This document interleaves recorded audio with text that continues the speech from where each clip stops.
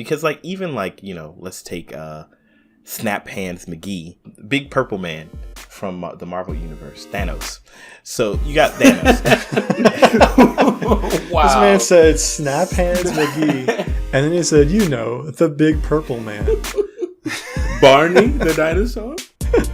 I mean, that's normal parlance for how you talk about Thanos. But anywho, you could take.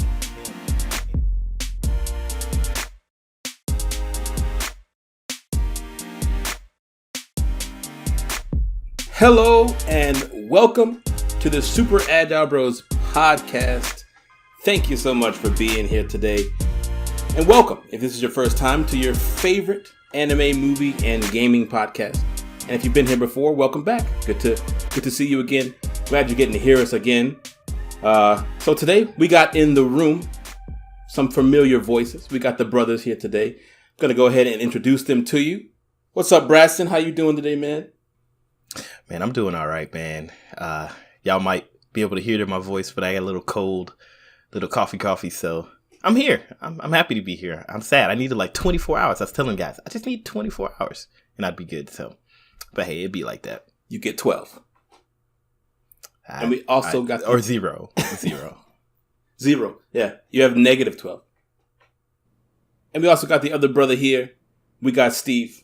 How's it going today, Steve? Do, re, mi. I feel great. I love that song. It's very nice. It's the one song everyone knows. That sounds like a weird, like, Teletubby song. Like, that little kids would do. That's how I approach children. I just walk up and I crouch in front of them and I just yell in their face, do, re, mi. And they love it. They start laughing, trying to hug Get away from my baby. My favorite part is they never set bail for you every time.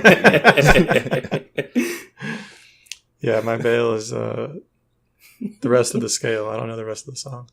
I actually just took a test to see if I'm tone deaf on YouTube. It was a very professional test. It was very cool. I took it too. You're definitely tone deaf, but maybe not from an ear standpoint. Ooh. He's gonna roast that man's do re mi. I mean, I 100% expected him to try to throw shade like that. There's nothing you can do. Some people are a lost cause. I'm a big tree. I always throwing shade. Ooh. I'll tell you what. You are a big tree. It's cooler in the shade. You're actually helping people. I am helping the fools. You're a crabapple tree. You're just a sour disappointment. That's fair. I drop it on your stupid little head in my shade. You stupid little person. With your dumb little head. Well, we could go for hours. Let's move on. I'm going to stop you there then and talk about what we're going to talk about today. Talking. Today, we're talking about game pitches.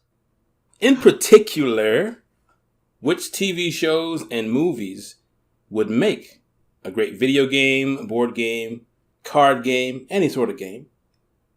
But these things that we watch on TV that deserve some sort of interactive interpretation, if you will. So to get us going, I guess, I'm gonna pitch a question to you guys. Have you ever had? And we had the debate, on which movies, or if a video game based movie. Or a movie based on a video game. I'm getting all twisted up.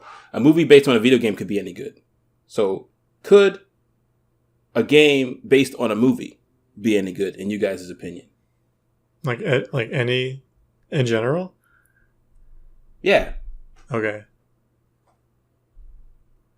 I'll start. Yeah, I think there is certainly room in existence for a good movie based video game. Or any game, I guess. I'll even be specific. I'll take that.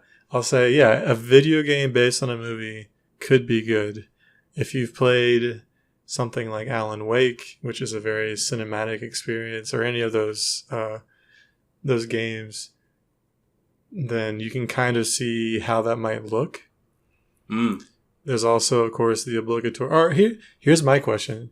Do we want to draw the line at, like, the obligatory games that are, like, like Monopoly has a billion different renditions based on football teams and like video game, or not video games, but based on every conceivable property? Do we want to say exclude Monopoly? Yeah, I mean, I think a themed game is, it's like, oh, there's a themed quiz game or something like that. Like, yeah, that doesn't really count as a game. To me, I feel like if it's going to convert from one medium to the other, it has to fundamentally like carry the essence. So it can't like you have to feel, yeah. My Harry Potter be a trivia scheme. game won't work. Exactly. If it's just man, I can't think of. There's so many trivia games out there. Pictionary, Trivial Pursuit. Trivial Pursuit. Any of those that just can put a skin on it or a theme. I think, yeah. So I agree. Like excluding Monopoly and Trivial Pursuit and charades and stuff like that. Yeah, I went to the store today and I saw there was a Harry Potter themed Scrabble. Which, so what bearing does Harry Potter wait a have? second. Does that just allow you to use made up like Latin-esque words in Scrabble? Ooh, maybe. I The feel only word I would ever try to place is Hufflepuff. That's it. right. I feel like that's just begging for trouble. That's like the one thing in terms of language that Harry Potter is known for is the magic spells. Yeah, you're opening up a can of worms. Yeah, is Avada Kedavra an allowed word? Avada Kedavra? I mean, if you can spell it, Is that what they say in Somebody clearly has not read or Is that what? heard Harry I've Potter. already told you this. I have not read any of the Harry Potter. Remember, I told you I've only seen like the first and the second, and the second part of the last movie. Avada Kedavra is the infamous, unforgivable killing curse. yeah, It's one of insta three. kill. It's an insta kill, can't be blocked, and it's one of 3 spells that is like illegal everywhere. Yeah, it's super banned. Why didn't they just do that on No Nose Gray Skin Dude? Like, just offer it. Like, that would solve everything, right? Bruh, do not ask me to defend the logical errors in J.K. Rowling's work, because there are many, and I will not. This is why you can't have a One Punch Man in a like logical universe, because like One Punch Man just ends it. You know what I'm He saying? breaks Like, everything. Right. Yeah. You can't even say it. You'd have to say that the words are lost and nobody knows what they are, but everybody calls it Avada Kedavra, whatever you're saying, as like Just remember an homage to it. You know, remember a fake sounding abracadabra, and that's the spell. Yeah, it's very reminiscent of the childhood Also, spell. but also, how do people say it without killing other people? You know what I'm saying? Like, you can't just. Well, you don't fire spells just by saying them. I know that most spells have like a specific wand movement attributed to them, but I think there's also intent. You can't just Say it and then it happens. Yeah, you have to actually want to do the spell. You know what? Actually, I will say that I think the reason that no one ever evaded Voldemort is that he was very good at saying the spell super fast. I'm not joking. He was able to get it out. He was like, he the was a quick rap guy. kid. He was he was like the lightning fast shooter in the Wild West, but the magical British version of that. Okay, that makes sense. Yeah. But why didn't he use it on everybody? He Like, did. He used it a couple times. He used it a like lot. on everybody. I'm talking about on everybody. Like, no, Well, he liked. I don't know what his goals were as a villain. Like, he seemed kind of just like a cheesy Hitler analog. Like, he just hates non-magical people and mixed people. He also enjoyed like torturing people and like getting in people's heads and stuff. So he did that a lot. It was like too easy of an option. It seemed like he Yeah. So could he have gotten a megaphone and just said Avada Kedavra and just got the whole universe? Not the universe, but the university or whatever it's called. No, it isn't like you hear the words and you die. It's a spell. So like it fires. Imagine They have it's to hit a you ray with it. gun. It's a ray gun that he shoots out of his wand that kills you instantly. So it's That still makes a sense. physical attack. So Yeah. also, this is kind of a side note. Can you shoot wizards with like guns? It Like is if somebody not, just had a pistol. It is not explored. No one ever talks about bringing guns into Hogwarts. Really? They talk, as far as I can remember, I'm sure some happy-go-lucky member is going to be like, well, actually. But they do talk about how technology doesn't work on school grounds and I guess around other magical areas. So like radios don't work, cell phones don't work. Although this was like in the late 80s, I think the games are set, or the books are set. So I've always wondered about that. You didn't have many cell phones anyway. But yeah, I don't know why a gun wouldn't work. It's a pretty simple machine. Yeah, it's just mechanical. Mm-hmm. There is magical healing. I think most like hospitals would be able to deal with a gunshot. Magical hospitals, unless you got shot in the face, right? So what if I made magically imbued bullets and then I said Avada Kedavra and then I just shot you with a pistol? That's like seems like you know what you could do? You could curse the bullets. There are some cursed objects that like if you touch them, you can be killed or like damaged or injured, and even the best medical technology in the magical world would not necessarily be guaranteed to save you. So you could curse each bullet. That would probably do a wizard in. In case a speeding hunk of metal isn't enough to do you in, yeah. You could also curse it. That's kind of overkill. I mean, hey, we're talking about magical creatures. It would, if for nothing else, it might be good against the magical animals that are like hella dangerous. So can they animate like images or pictures or like fictitious people into the world? Is that like a magical ability? I don't think there's an example of that. Okay. The best you could do is that like pictures moved. Pictures were all basically embedded GIFs.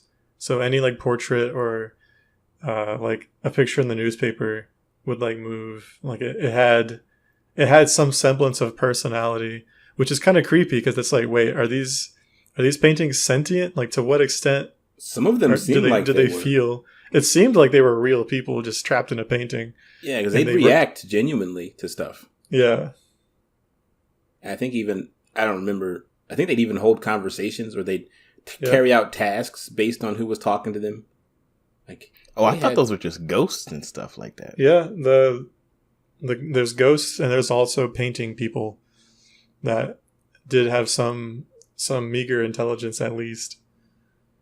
But then there are, like you were talking about in the newspaper, the like repeating video of someone that isn't them. I guess presumably you couldn't hold a conversation with the newspaper portrait of somebody. It was only like the fancy paintings in Hogwarts and in other places that seemed to talk to people. But like they could hold secrets and like guard doors and stuff. Right.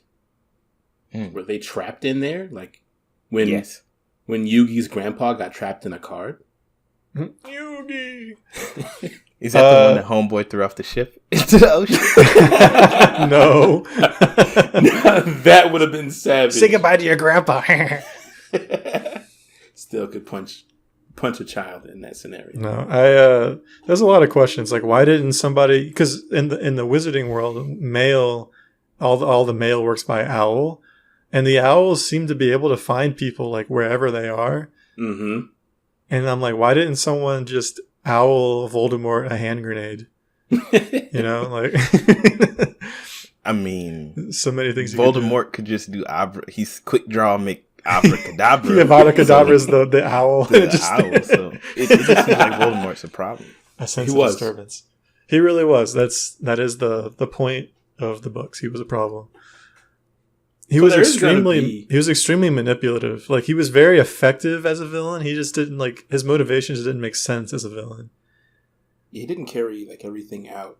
It seemed like he actually what was kind of interesting was that he when he like returns properly in the fourth or fifth book or something, he had waged this huge war in the wizarding world and was killed, quote unquote, and then comes back.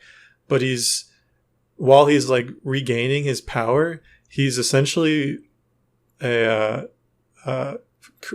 a fake news like war. And he's convincing people that he's not real, that like, oh, the people who saw me just made it up. Oh, And like the government is like not working with him on purpose, but he like manipulates the leaders into being like, oh, he's not real. he was And on Twitter. basically, yeah, it's very much like a fake news information warfare situation. And I was like, this is depressing. It's wild, man. I feel like there should just be a Voldemort game. Like you just play as him, because like let's be real. How history works is that history is written by the winners, and if Voldemort had won the magical battle, it wouldn't be called Harry Potter. It'd be called Voldemort, and we'd be hearing about how Voldemort did an incredible thing to save the nation from Yeah, he would be a fearless halflings or muggles, or that Muggles, is that what muggles and non-magical people, and it would just be a story of how the true magical state was created, and you know, our fearless leader, he who shall not be named. Snap, Dude, that would actually be a cool game. It'd be, I think, it would be a game where the quote-unquote protagonists are trying to kill you, or they're trying to dethrone you or usurp you or something, and you have to be clever and use magic in new ways and interesting ways, and like, you know, do dark magic and stuff to maneuver around the people who are too good and too principled to do what must be done to take you out. that would be really cool. And without the, like, I think we'd know we're playing as a villain because of context. But I guess back to the point that Brad made, if that game was just made, then you wouldn't really know you were playing as the villain. Well, yeah, I think we would have to be really upfront. Like, you are the villain, you are the Dark Lord, and your goal is to take over the magical world and, you know, stop anyone, whatever is necessary, stop anyone who gets in your way.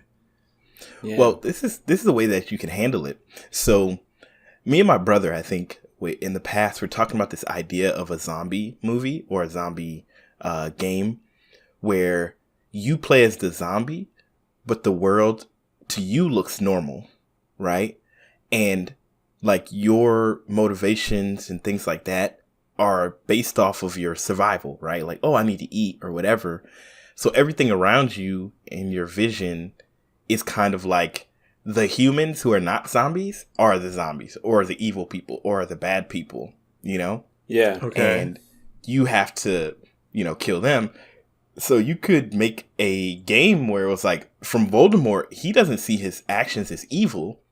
He contextualizes everybody else as evil. So even good acts to him are evil, right? So if you could show it from a perspective where it seems like from his perspective, so you never really know that you're evil. Yeah, he's the hero. So everything around him that's against him seems bad. You just have to basically make the player play his warped reality, you know?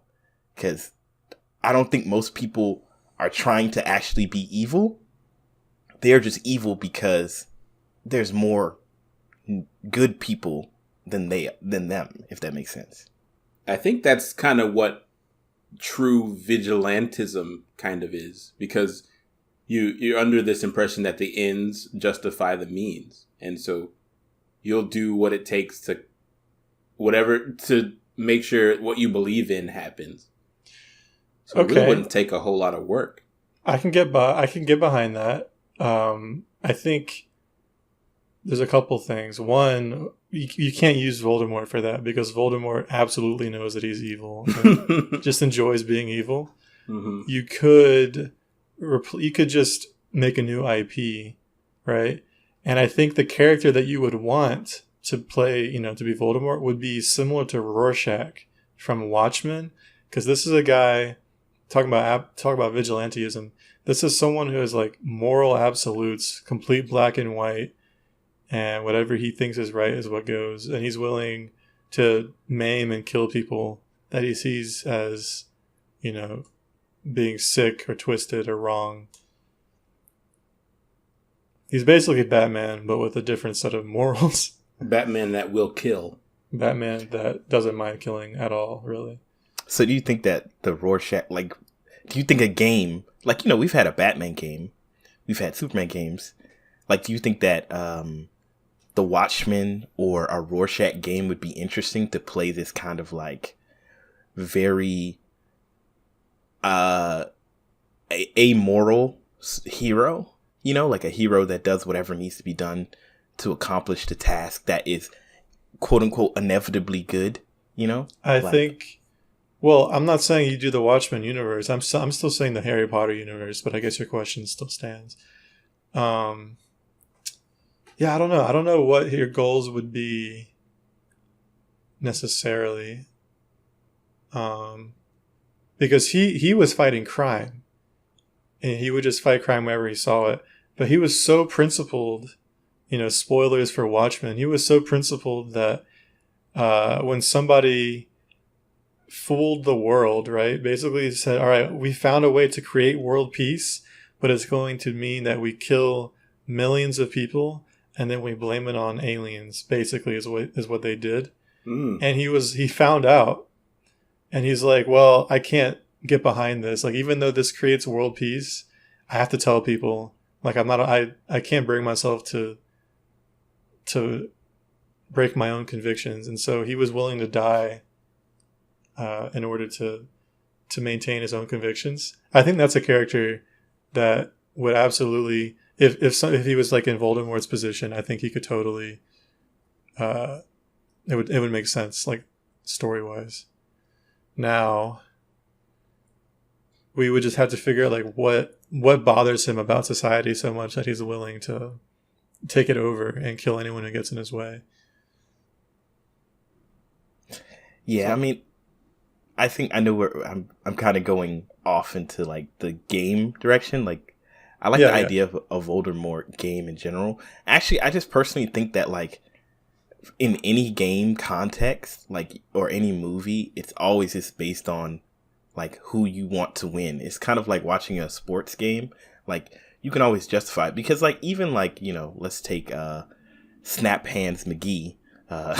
Excuse me. Come again? Big Purple Man from the Marvel Universe, Thanos. So you got Thanos. Wow. This man said Snap Hands McGee, and then he said, the Big Purple Man. Barney the dinosaur? I mean, that's normal parlance for how you talk about Thanos. But anywho, you could take him, and if you just wrote the story like truly from his perspective, and you gave one difference, right? You take his story and you go, he met some type of soothsayer who saw the future, who saw that if Thanos didn't do this action, horrible things would happen. Murders and killing and death and starvation. And, maybe it's 1,000,000 years from now, 100 million years from now, 1,000 years from now. And he also saw another timeline, where he's able to see that if he accomplished his goal, there would be prosperity and there'd be a golden age for 1 billion years, right? So now you contextualize his actions. So when he's doing everything he's doing, you know that he's truly doing this because he believes that this is the best action for the long term.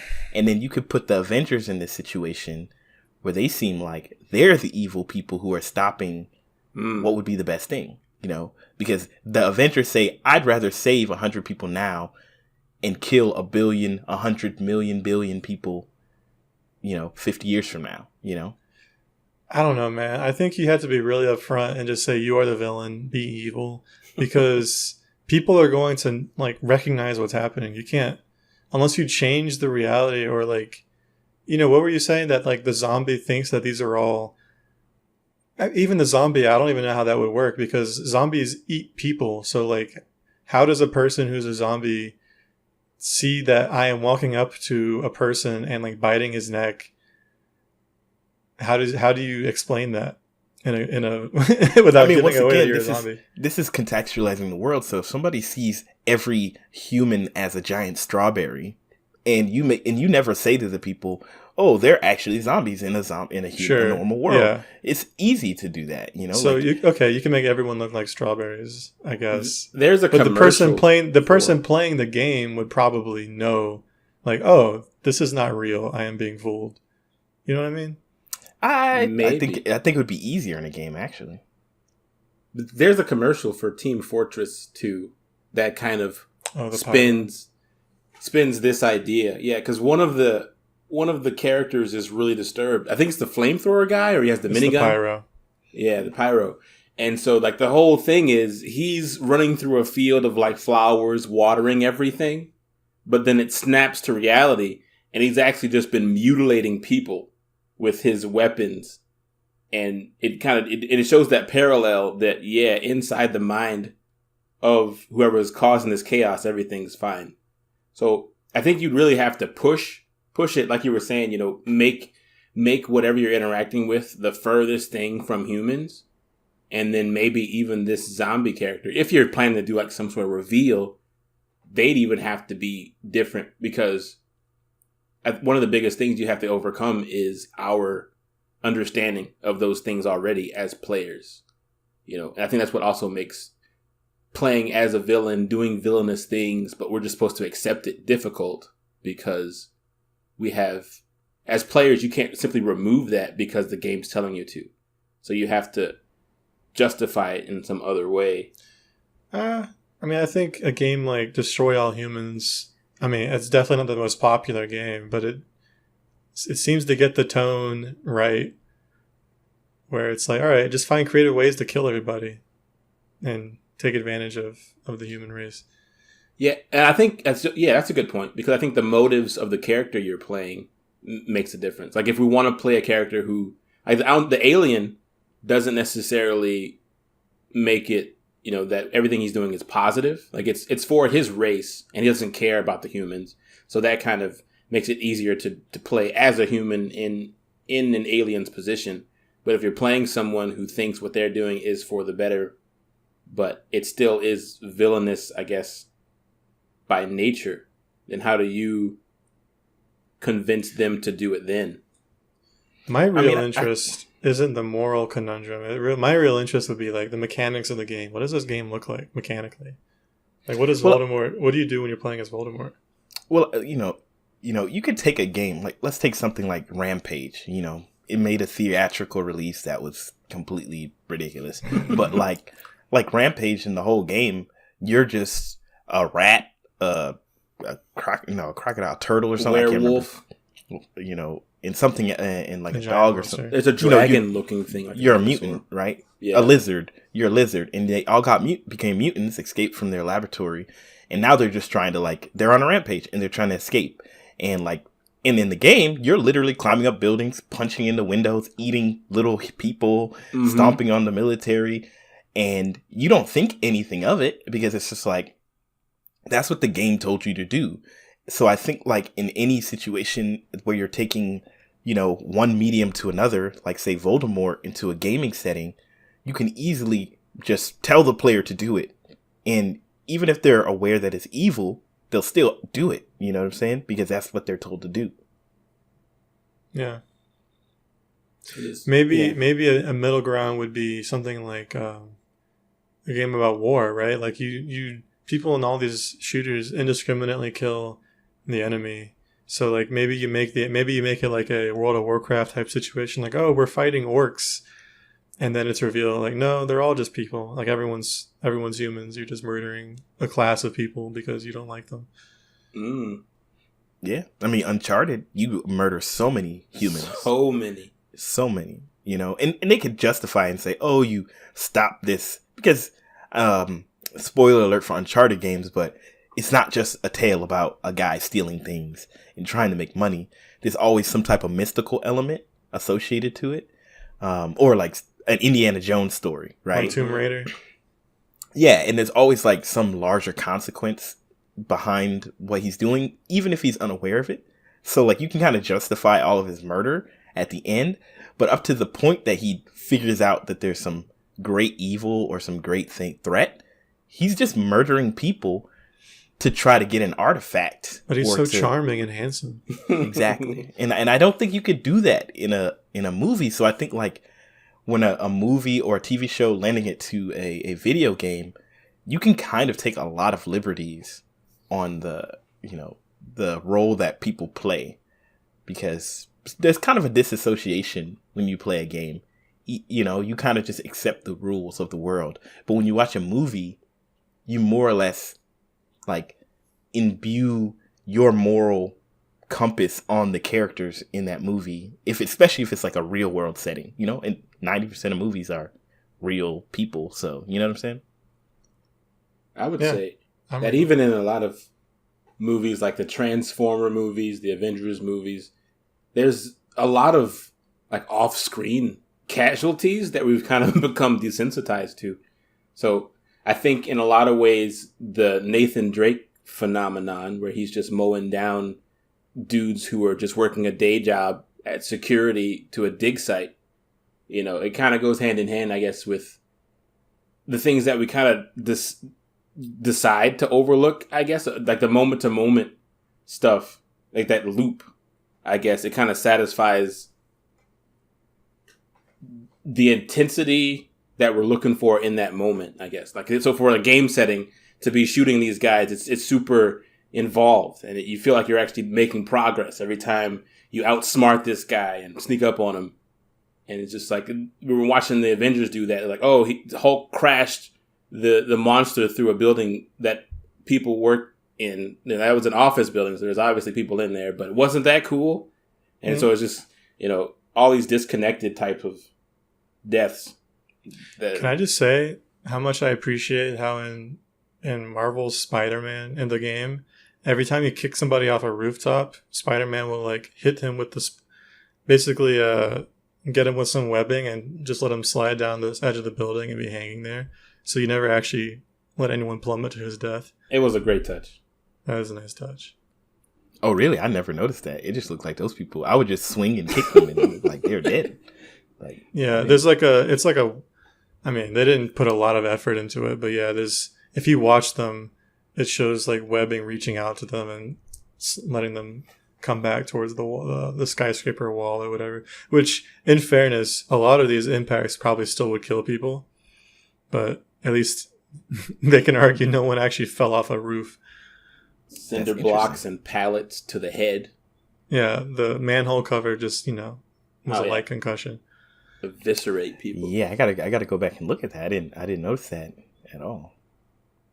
It's a really cool detail, because people were making montages of when it messes up and people do fall all the way to the ground, but it's usually pretty spot on. Contextually, it doesn't make a whole lot of sense, because you just kicked the guy, you didn't attach one of the web bombs to him, because it looks very similar to when you use it's the gadget that you'd actually use to snag people, and the web trip mine or something like that. I think I know what you're talking about. Yeah. In my head canon, it's basically like Violet from Arcane when she's just attaching little bombs to people, and you're like, wait, when did she do that? Like in a punch, and then there's like 4 bombs on you. It's like, what? That's what he's doing every single time he hits somebody. That's interesting. So I'm gonna forget the thought. So I'm gonna slightly change from Spider-Man for a second. But so we're all aware of The Witcher, right? And The Who? Exactly. And and as you probably know, The Witcher is based on a set of like books and like kind of like, I don't want to say mythology, but like an understanding from it's comes from a different medium, a connected universe of books. Yeah, so like The Witcher is not a game just somebody came up with on their own. It's bringing in that kind of content, and I think that like The Witcher is the perfect example of taking some other medium and turning it into a game, because I really loved The Witcher show, and now playing the game Witcher 3 in particular, I realized that like as great as the show is, the game like is, I'm not gonna say infinitely better, but like has a much better capability of being better, because you engage as much as you'd like to with the story in the world,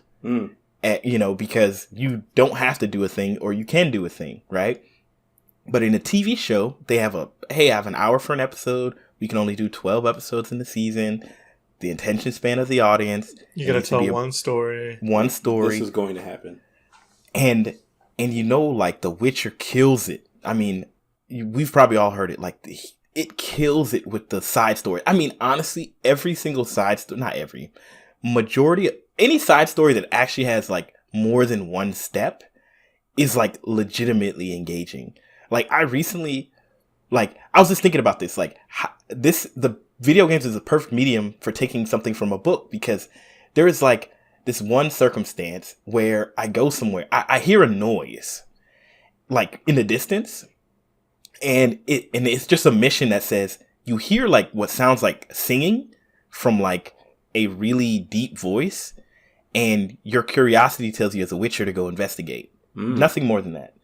So I go to investigate, and there's like, you just hear some like really deep voice, kind of monster kind of sounding thing singing what would sound like a military ballad. Like, cool. And you're like, what? Like in the context of this game, there's a giant war going on and it's all this stuff, but you're like, I've been playing this game long enough to know that sounds like a monster. You know what I'm saying? Huh. Like a monster who can speak. So you kind of go investigate, and you pretty much figure out it's a monster. I'm not going to tell you what happens in the story, because it's a really kind of cool interaction. But like, what was really interesting to me was that, number one, there's like branching paths on how you deal with the scenario. And also like how they made this really random seeming encounter like genuinely interesting. And like you were engaged with it. You're having this conversation. You're trying to figure out what's going on. It's really cool. You're like trying to figure out like, okay, is this good? Is this bad? Should I do something? Should I not do something? What's happening? And like, I chose a certain set of choices. And when I stepped away from it, I was like, I want to know more about what just happened here. You know, like I want to know why this happened. What brought all this event together? Because you get a little bit of background, but you don't know where did this person, creature, monster, whatever, come from? And like, why is it like singing a ballad, and why are people interacting with it in the way that it is being interacted with? That's really cool. But like, I don't think you could do that in a movie, you know? I think you could do it in a book, but it's still, I just don't think it would convey as well. It wouldn't feel as immersive.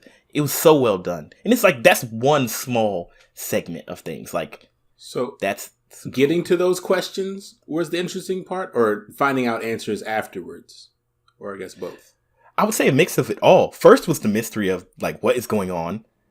Then like encountering the scenario, and then like talking to this thing and figuring out what's going on, hearing about the story and the circumstances, and then having to make a decision that would fundamentally you have to act on in some capacity. If you make one choice, something's going to happen. If you make another choice, something else is going to happen. Oh, that's really good. Yeah. And my choice, I feel good about, but I think a lot about that other choice. Like, man, what if I decided to do this? Like, it was a really cool thing. And I just don't think that you could take a book into a movie and you would never get a moment like that, you know?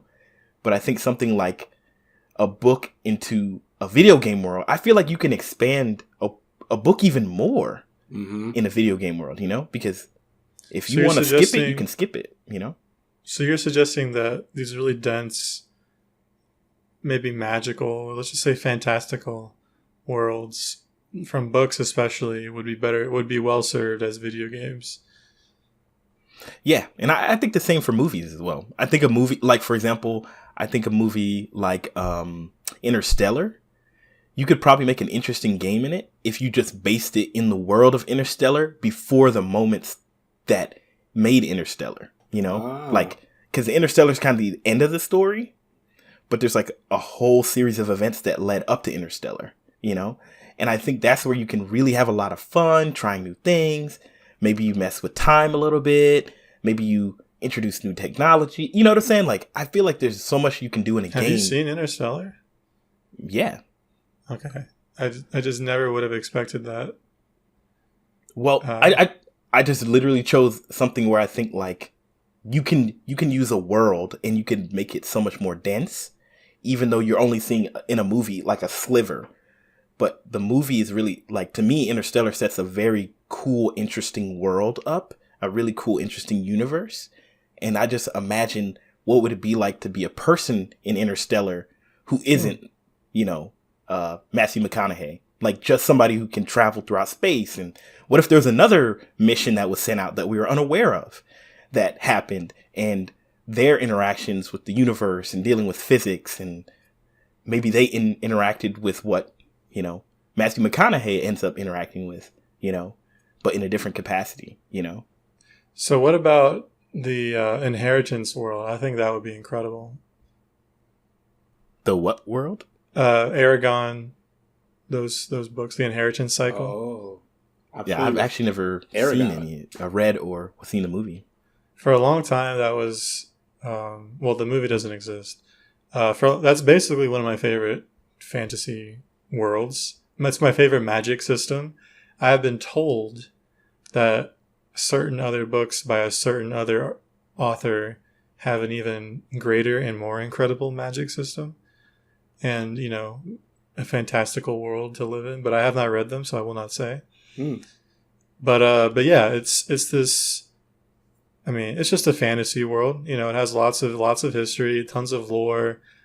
It has a magical system that basically the way magic works is that there is a language that was cursed or whatever, jinxed or something. Basically, it's a language that has magic imbued in it. So when you're speaking the language, it's impossible to lie, because you can only say, you're only able to say things that are true.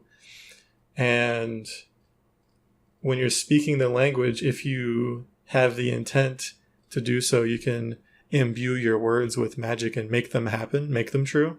And so one of the cool things about the books was that the more of that language that you knew, and the more clever you were, the more you could do with magic. There were not really any strong limits. You couldn't scry dreams or memories, and you couldn't bring back the dead. And other than that, I can't think of anything that was like, oh, you can't do this. Like, if you had the energy to supply the spell, you could do almost anything. You can't make someone fall in love with you. That's always one of them. So basically you're a genie. That's what it sounds like. Well, I think technically you could make someone fall in love with you. Well, genie's out then. But it wouldn't just be a simple spell. It'd be, there's a point in the book where this guy, he's just learning magic, and someone asks him to bless their baby.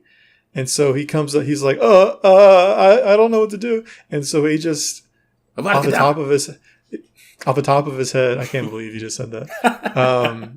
He basically he blesses the child, and he's like, may you be shielded from all of life's worries and all this other stuff. But then he finds out later that he like mispronounced something. And so the blessing was actually, may you be a shield to all the things around you.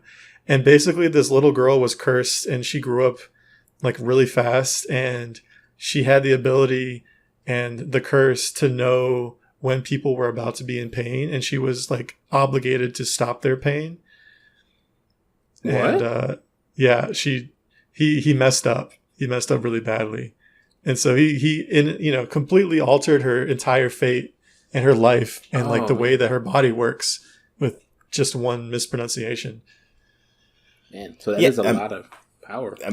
It sounds almost like a monkey's paw or a genie, where you don't understand you can make a wish, but the unintended consequences of, I wish that nobody would ever be in pain again. Kill everybody.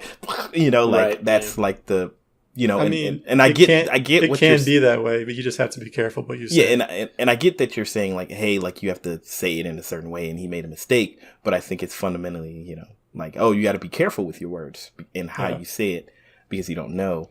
I wonder, in your mind, how does that play out in a video game scenario? Because to me, like, that seems like the most difficult thing you could possibly do in a game, because like the reason that book series seems really interesting is because of how almost like limitless possibilities, like the words, what you would say in your words and da da da da da.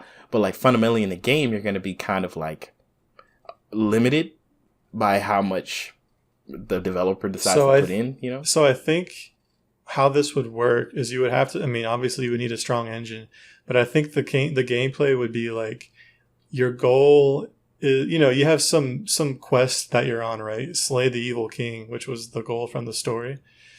But what you do is similar to like Skyrim. As you play, you find words, and maybe there's different missions and different tasks that you can go on to learn new words. And out of battle, you would create your own spells, right? You can basically create an unlimited number of spells, and you have to phrase them yourself, and the spell will act in a certain way depending on the words that you use and how you put them together. And so the puzzle, it's kind of like a puzzle, right? You'll get to an enemy and it's like, oh, I can't kill them this way. I have to find the weakness and I have to find the words. Maybe I don't have the words yet that are necessary, or maybe I can I don't have the right words, but I can kind of finagle a solution with different words. So Kyle, you're about to say something, and I want to say that I think I know what you're about to say and what game you're going to reference before you even say it. But go ahead. Probably. Yeah, I'm saying that this whole, the scenario of needing words to, fulfill certain objectives is reminding me of Scribblenauts. Yeah, exactly. There it is. Yeah. The added complication from Scribblenauts would be that instead of us having like one word or two words, it would be like a sentence or a fragment of a sentence, Which is kind of where Scribblenauts was headed, because it started off super simple, right? You could only put in objects, but the latest iterations had adjectives, and you could stack adjectives. And so it got really complex really quickly. Yeah, you could say like the hairy door, right? And the door would be hairy, and then it would have like physics based on hair, and like the fiery hairy door, and that would be different, And then you could have these crazy, like you said, stackings. And they added attributes like flying and alive, and you can make it out of steel, to where you could unbreakable, all these different. And so in a game where you were making spells, I think that'd be probably pretty close to what you'd need, like if the language is based on what you can think of. Yeah. Yeah, I think it would be immensely difficult to happen, but I'm going to say this because I was thinking about it as just even thinking about The Witcher, Aragorn, and I have some other like pieces of media that I definitely would like to see in a game. But I think the thing that I always think about when converting like another medium to video games is that you have to be very, very careful, because and it takes just a lot of effort. There's number one, an existing fan base that has certain expectations, and they want to experience it in a certain way. But also, if you want to do it right, like especially a movie or a book with a very, very like deep backstory in a very fleshed out world, it is like your job as a game developer to make sure that's translated in a like meaningful way throughout the game. So to me, The Witcher, they've done an incredible job, but I just think about the immense effort it probably took to create that game. Like there's just so much, like the missions, of course, the world. It already has an existing world with existing names of cities where they're located, north, south, east, west, and you have to match, you have to match all that up, but also you need to make like actually interesting level design in this open world, and then you have to fill that world with interesting interactions that are based off of the actual medium and the monsters and the characters, and you know what I'm saying? Like it's just so intense, and I just feel like taking the undertaking of taking some very well, made medium, like book or whatever, intellectual property, it has to be an immense undertaking that, like, I'm not surprised that you don't see a lot of games like go full out. Like, a lot of the Harry Potter games are like very like simple, like, yeah, you're gonna play a little game and you're gonna do this, and they might have some interesting stuff, but they kind of go, we're not gonna try too hard. You know what I'm saying? Yeah. I mean, as a kid, that's enough. I loved the Chamber of Secrets when I was a kid. There actually is. I had one of those games. Yeah. There's a new Harry Potter game in development, actually. Yeah, it looks insane. I meant to bring this up when you mentioned earlier, Steve, or was it you, Brad, that about how games can make a game that happens before the events of what's familiar, like in the movie or the book or something. And that's actually the approach they're taking with this game. Is like, you don't see any of the familiar faces. At least the students. I have to go watch it again to see if any of the professors are there. But I think it's supposed to be like hundreds of years before the books. So hopefully no familiar faces, except the ghosts. The ghosts are there. Yeah. Yeah. And so they've really changed the formula. I mean, everybody makes the jokes when games like this that have kind of a gritty tone to them, that it's, Dark Souls adjacent and stuff like that. But I mean, it does have the dodge roll in there, and you're actually casting spells at people, and the combat actually looks pretty decent, not gonna lie. And so I think people are starting to dive into this idea of, if we do go far in the past or far in the future, then they can take more liberties. And I'm not going to go into this one, but the latest Pokemon game kind of did that too, where it's set really far in the past. I think it's hard to. It's unclear. It is unclear, but I thought it was supposed to be like, yes, this is the past. What is it? Not is it? Sketchy? Are you talking about Arceus? Arceus, yeah. I mean, so what's got me confused is, so it seems like it's the past, but the character you play as seems to be from the present, and so I can't tell if it's an alternate dimension or if it's actually you were actually sent to the past. Oh, I guess it could be either one, huh? Like, either way, they have primitive technologies and stuff, and are just discovering Pokemon. So, is that why everything is out in the wild like that? Yeah, and so it's supposed to be that they're doing things in the old way, but it's unclear as to why. See, it's interesting because, like, to me, I feel like that's like the perfect example where it's like, I feel like that's a super cool premise, like, we're going to go in the past, right? Like, even, you're talking about Harry Potter, and like, let's just we can do whatever we want, have some fun, not worry too much about it, and like but we have a great world to work with. And then, like, I feel like Nintendo is always like, we can't make it too deep. We can't make it too serious, and they always pull back a little bit. And I feel like, man, just imagine if you really made a really deep, interesting, like, game about the world of Pokemon, and like, I was going to say, don't they do that in Zelda? But you're talking about Pokemon. Yeah, you're right. Yeah, and I would even say in Zelda games, I think sometimes they pull back a little bit. Like, they make really cool decisions, but I've seen, like, when it comes toward the end of the game, I'm like, okay, this is the Nintendo treatment. Like, they're going to be a little bit, like, it's dark and it's gritty, but it could go deeper. It could go more, Sure. That's fair. I think in some ways they kind of pull back in the way that they have some sort of plot device that allows them to use technology in some way. Like, whatever the Sheikah Slate equivalent is in a particular game, there's always one of those so they can move things along in a more seamless way. But I don't know, I wouldn't even call it seamless. Because, the Sheikah Slate, and then I guess in the last few Pokemon games, they've had the tablet creature, the Pokedex. That it used to be the Pokedex. Yeah. I guess that's fair. There's always been a Pokedex. There's always been some sort of PDA type device that served as the UI. I guess I'm just mad they made it into a literal Pokemon. Yeah. I forget the name of that thing. Rolts? No, not Rolts. What is it?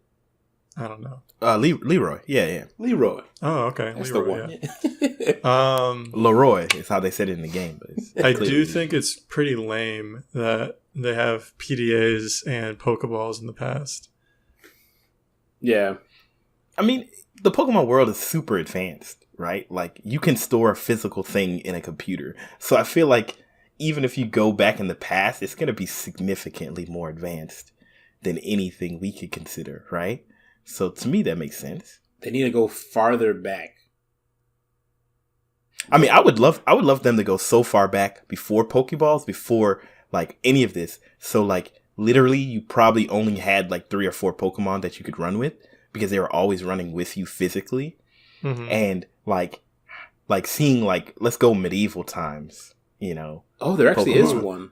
I want to see a Pokemon game where you go to a new area and you like quote unquote, you know, catch or train new Pokemon, and they just live in that area.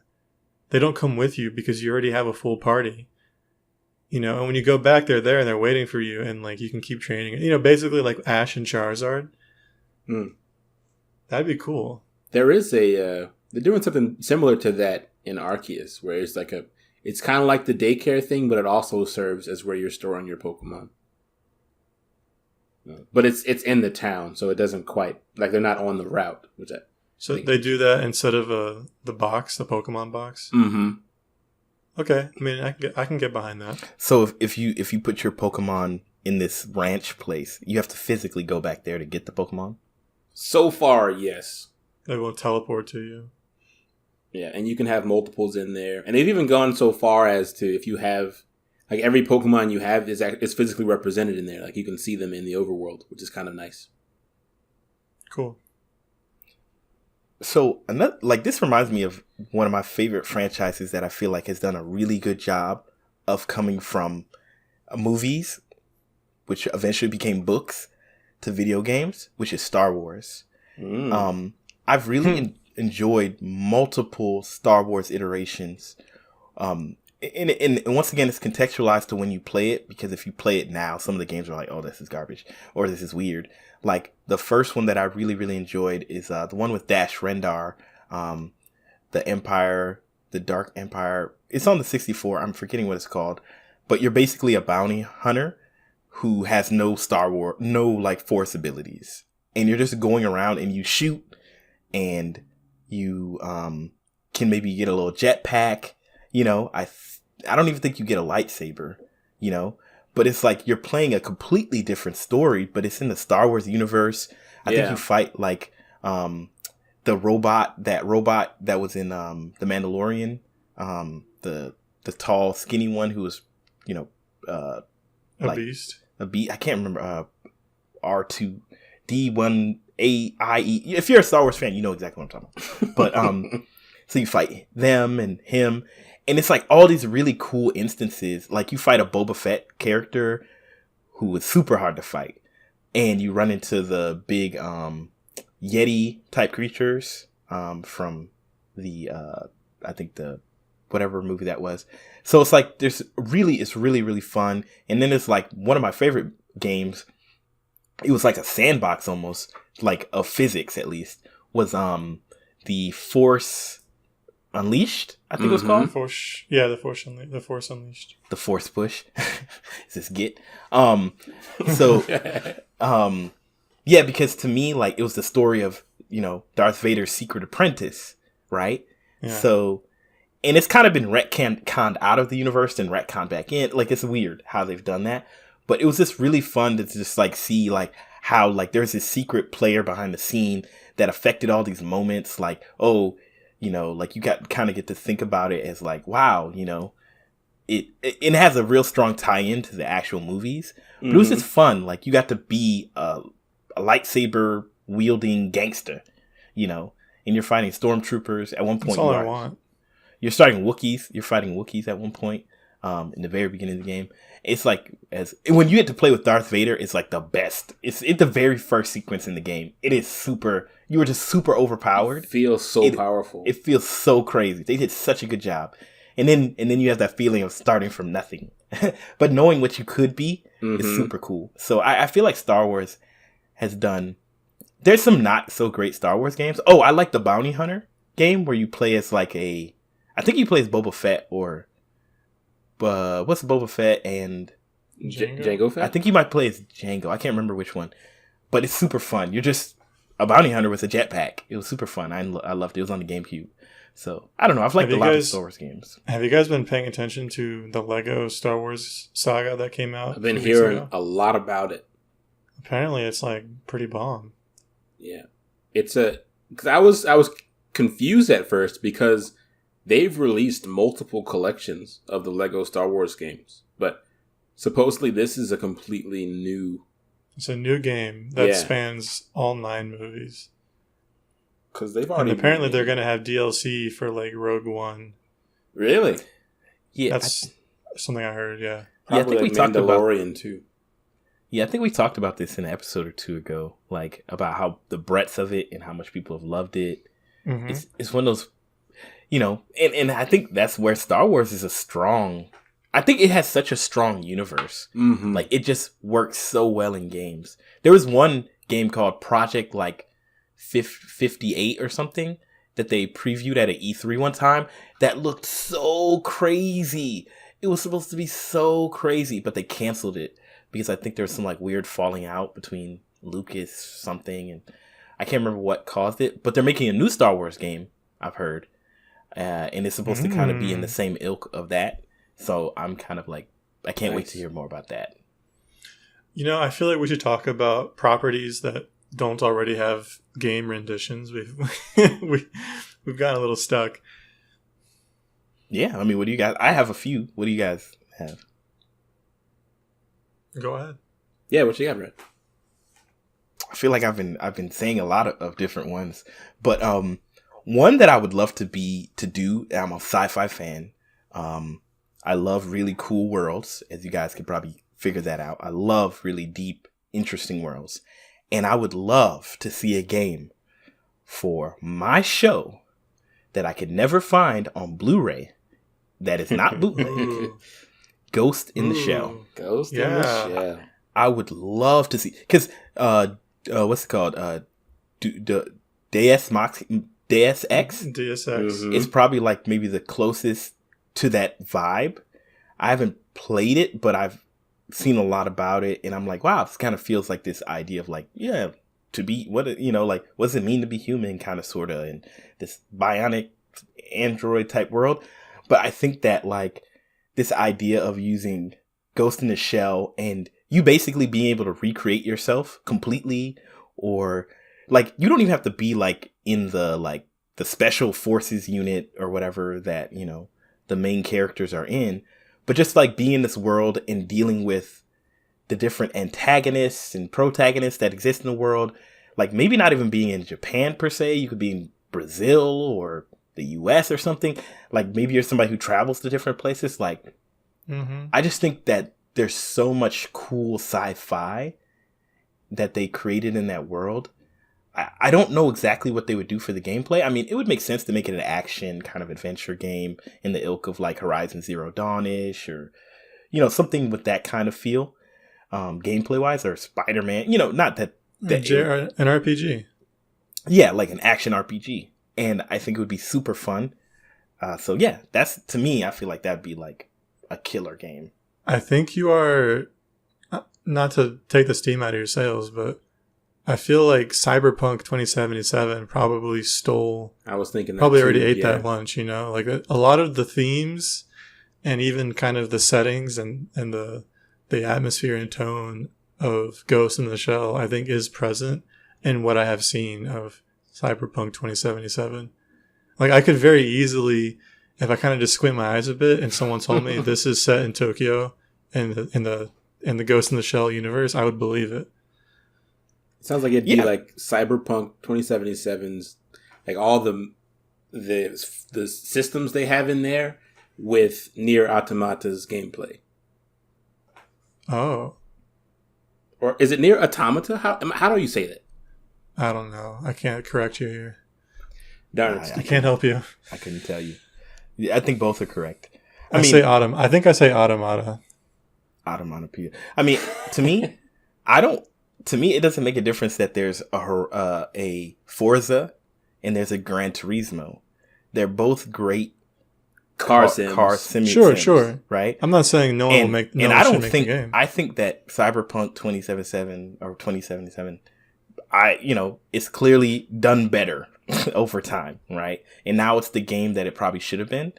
But I think that something that Ghost in the Shell has is just that deep, like philosophy, like something very deep in it. And if they built it in the way that The Witcher is built, I feel like it would be like next level. You mean like the standalone complex philosophy and all that stuff? Yeah, just a lot of the questions that are asked in it, and a lot of the that things. Does make it stand out. Dang! Now I want somebody to mod 2077 with more assets from Ghost in the Shell, and then like maybe make a plot, like a side quest where you are trying to find the Laughing Man or something. That would be so cool. That would be dope. I feel like it would work. I feel like it would work just like just a simple mod. Yeah, I mean, I think it'll never be made because I think it's just too difficult. But yeah. I mean, I'd love to see Tachkomos. I'd love to see all of that. Oh man, yes, that'd be cool. That'd be really cool. I've been trying to think about not just like cool worlds, but because I feel like cool worlds will all make the same game, which is basically an action RPG. I've been trying to think about like what properties would lead to interesting mechanics. And I'm having a hard time. I got one, but Tenet. But it's not your. Imagine Tenet as a game, bro.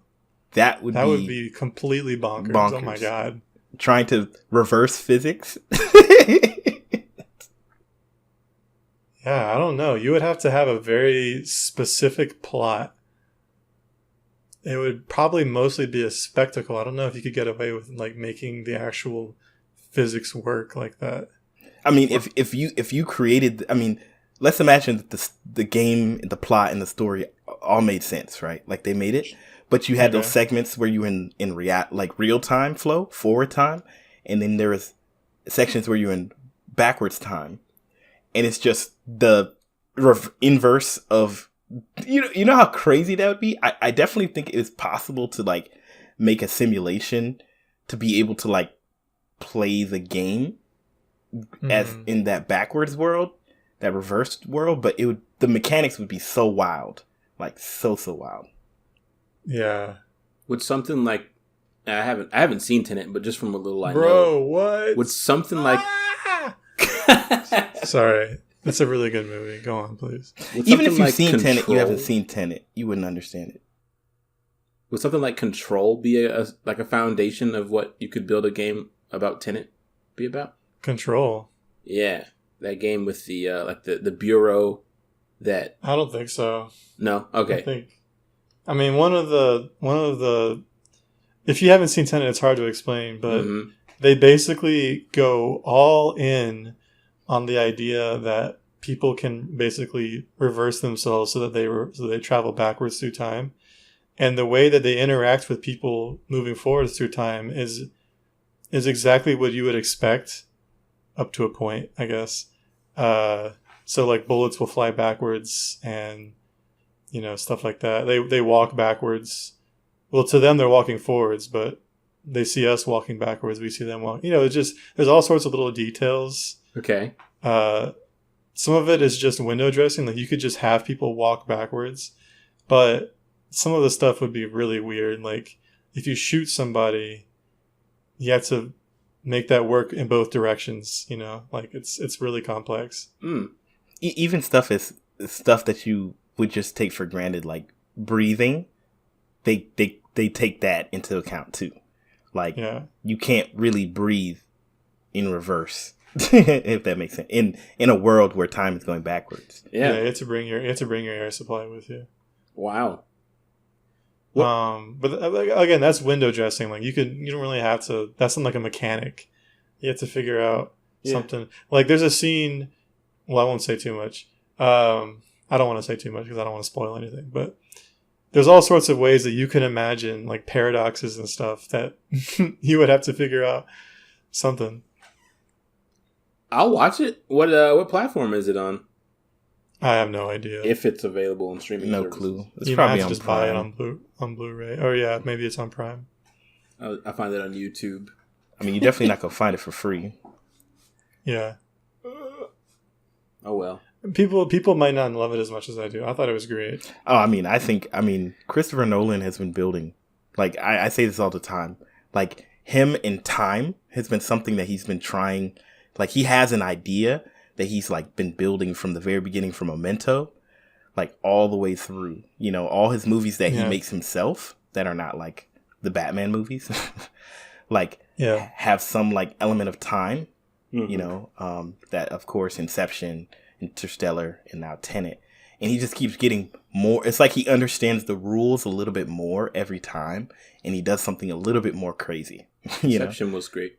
Yeah, so this movie, Tenet, is just like you watch the movie and you like understand what's happening, but you kind of don't at the same time. And you're kind of like, this is like, it's like one of those movies, like Steve said, you can't really explain it to somebody. So it's a trip. It's a trip. It's an experience. I definitely suggest watching it with subtitles because if there's one flaw, it's that he mixed the audio really poorly and you can barely hear people sometimes. That is very strange. That was definitely something that a lot of people, because the reason why I didn't watch the movie, one thing I didn't know where it was, but also people were very torn on it. So it didn't seem like something that was garnering a lot of positive attention necessarily. So it just came and went for me. Yeah, don't listen to those people. But that makes me think of another game similar, Primer. Have you guys seen Primer, the movie? Mm-mm. I've seen so many sci-fi movies, bruh. It's hard, especially if it's time-based. It's hard for me to remember. It's a time travel movie.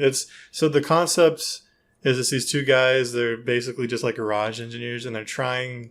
I forget what they were trying to make, but they accidentally create a time machine. And the way the machine works is it's essentially a box, and when you switch it on, and imagine the point in time where you switch it on, and the point in time when you switch it off. So those 2 points in time, you can travel between them by getting in the box. Oh. So if you switch it on, and then you set like a 3-hour timer, and you wait 3 hours, and right as it's turning off, you get in the box, and then you wait 3 hours inside the box. When you get out again, you'll be 3 hours in the past. Yes, I have seen Primer. Yeah. And so the movie played a lot. It was basically just two guys who accidentally stumble on this technology. And it's all about like what they do with it. You know, just two random, not doing so well guys. And all the weird paradoxes and time loops and crap that they get involved in, because this is it's a time travel mechanic that lends itself easily to paradoxes. Like at one point they get like attacked by like the wife's father, and then he dies, and they realize that he came from the machine. Like he came from the machine, but they're like, what happened? Like it's just impossible for them to know what happened. Like what happened to him? What time, stream did he come from? And it seems, I think the conclusion they come to is that he came from a closed loop that's like cut off from the rest of the universe. Like we'll never know what led to that loop. Oh wow! So a game that was based on that would be crazy. But how it doesn't involve like backwards time, so you wouldn't really necessarily need to have, like Tenet levels of like physics manipulation. But yeah, I'm being devil's advocate, but like the time jump games, like you've played Prince of Persia: Sands of Time? Yeah. Like you can rewind a little bit. I think the novelty in that is that you can only rewind some very limited piece, right, of time. Like how long your time meter, your sand meter is, right? So like 10 seconds, 15 seconds, 3 seconds. But like wouldn't basically any time travel game essentially just be like reloading a save? like how would you make that mechanic interesting? Like would it be that like in a game where you have ghosts of yourself doing something and then you do it behind them? That's where everything Was that becomes Braid? complex. Is like that the people, when you went to the past, you still existed in the past. So like you had to avoid, yourself and avoid people who might see you in two places. Yeah. I don't know. The issue with the game, that as I see it, is I don't know what the goal would be. Like, what's the gamification? What is the goal?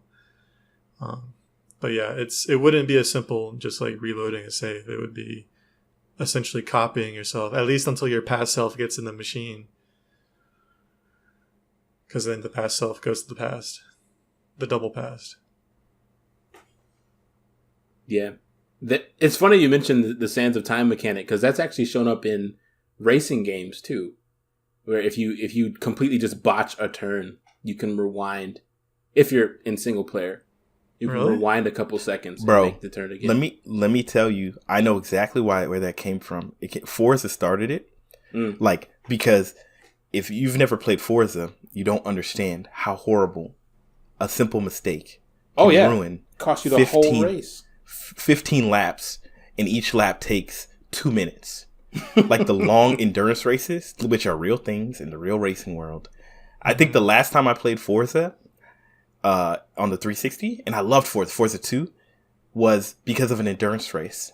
I was racing, and I was like, there's like 50 laps, and I was like on lap like 45 or something, 43, and I had been racing literally for like 45 minutes, maybe longer. And I was like just keeping every turn, hitting every angle, doing everything I needed to do. And I was in the front, but it's still difficult. Like you can't, you just got to stay. And I messed up once. My tire hit the grass and I spun out. Yep. And it was over. And it was like realistic damage. So I like spun out and I hit a wall and it like ruined my tire, my front rim or something. Yeah. And that was the last time I played it. So I feel like that rewind mechanic, I remember when they dropped it the next year or the year whatever, and they said, we're now putting in rewind. I was like, that's it. The damage was already done, though. I'm not going to lie, man. Your description of Forza made me just cement in my mind how boring this game sounds. It's an accurate driving sim, so unless you're really into cars and races, it's not going to do anything extravagant. I mean, you can drive a car you'll never get to drive in real life, but that's about the extent. I get it. Some people love that stuff. I just don't care. I never had played a racing sim game until Forza 2. And I don't even know why I got it, because I never thought it was interesting. And I think what pulled me into Forza 2 was that, first of all, the races are never that long unless you do the endurance races. They're normally like 3 minutes to 5 minutes. But I think what it is that if you like high skill, like it's basically the Dark Souls of racing games. Please. He said it. He said the thing. I mean, I'm being super serious. Have you ever played Mario Kart? It's basically the Dark Souls version of Mario Kart. And this man's never seen a blue shell in his life. Never, obviously. Like it's very much like very realistic, but the most interesting and fun part is the different cars and how like when you play like Need for Speed or something or some other racing game, like the cars essentially feel the same. They're just like maybe faster or slower or easier to handle.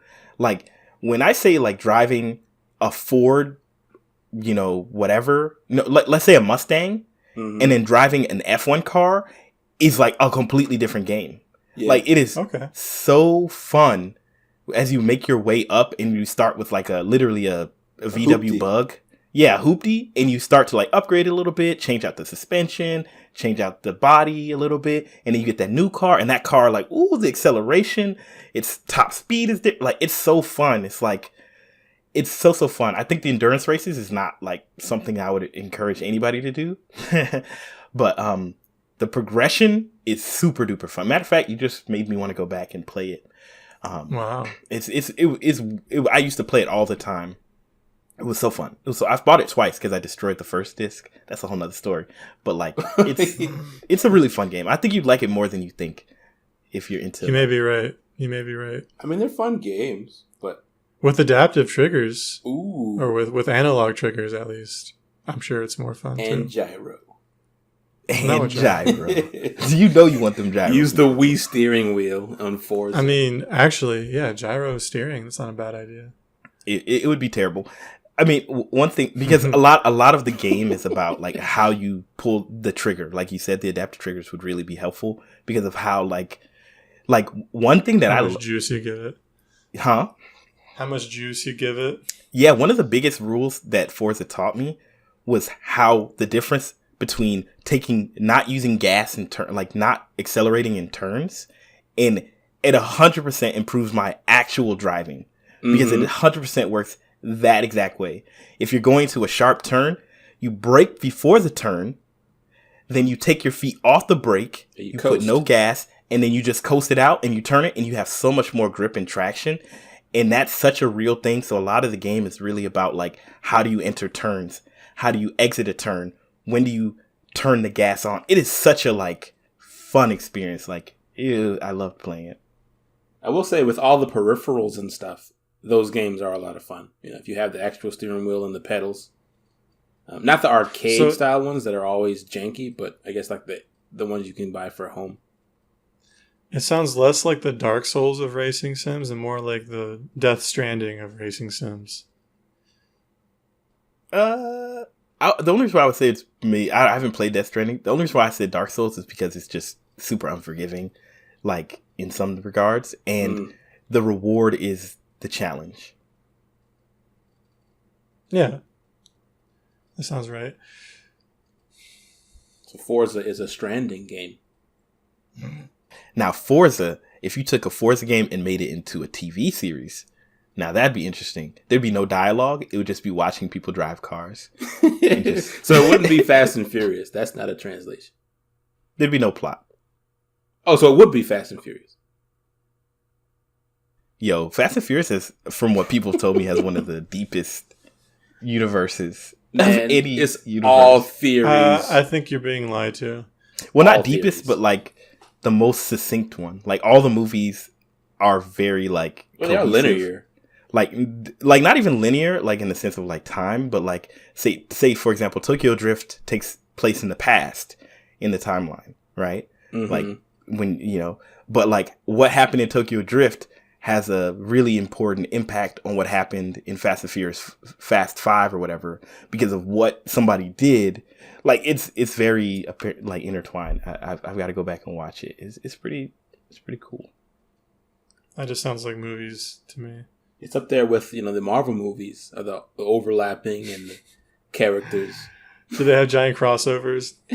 And then the movie ends with the villain killing half the cast, and you have to get your family together for the follow-up. Family.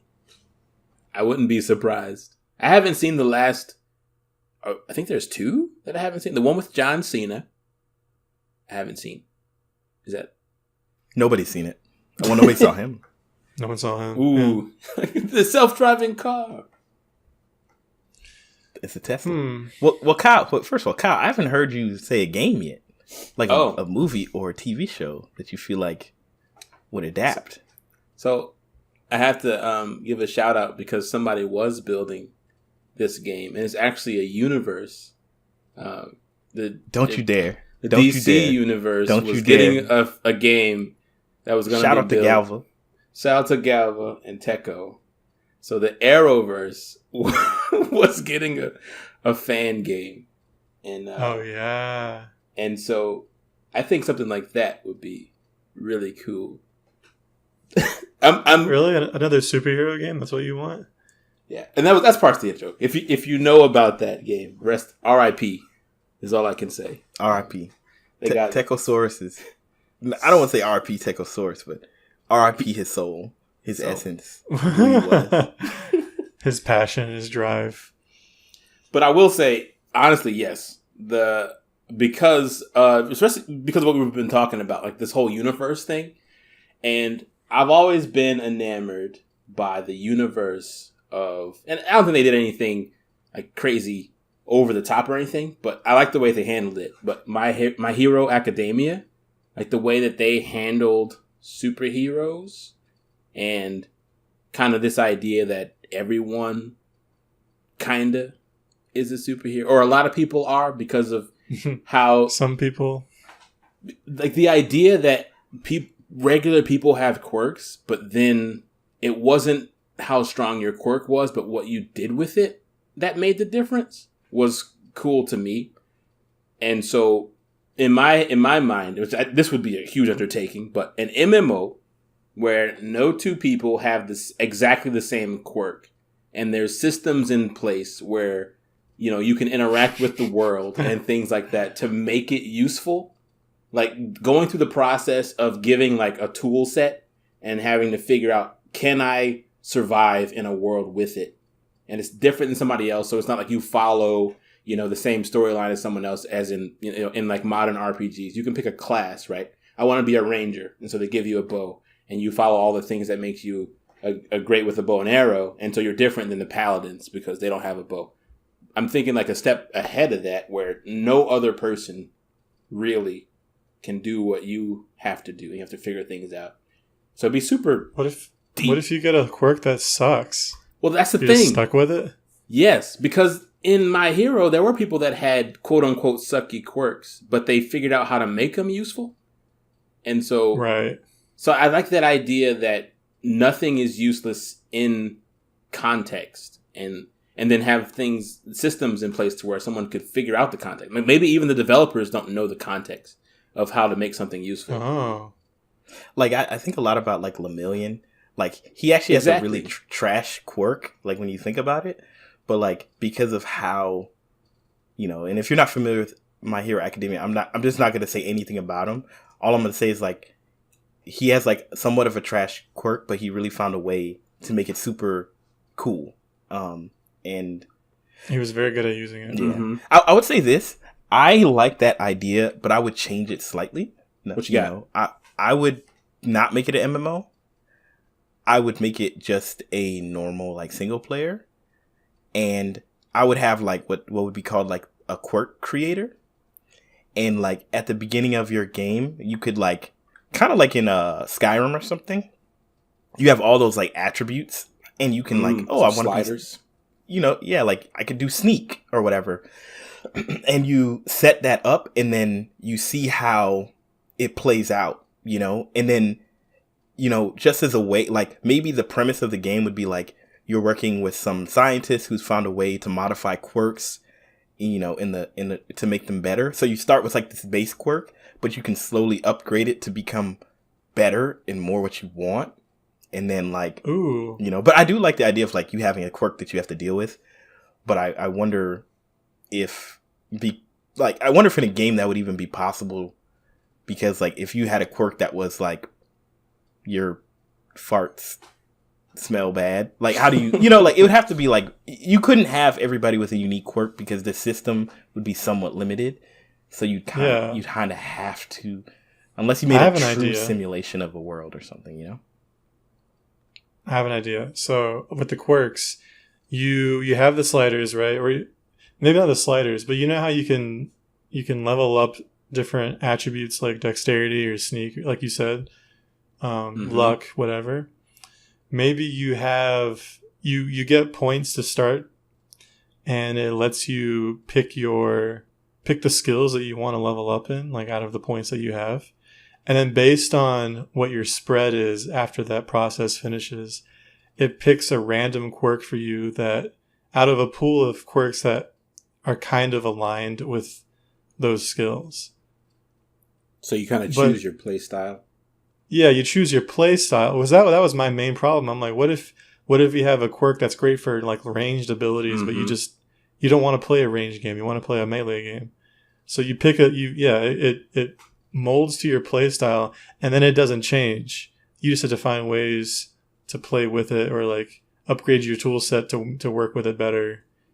So it's kind of like the combination of both of your takes on the idea. Yeah. I now changed my idea because I think, Kyle, what you said might actually be really cool if you take Steve's mechanic, but change it a little bit where the quirk, all you can do is choose like ranged, offense, defense, healer, whatever. Like there's classes.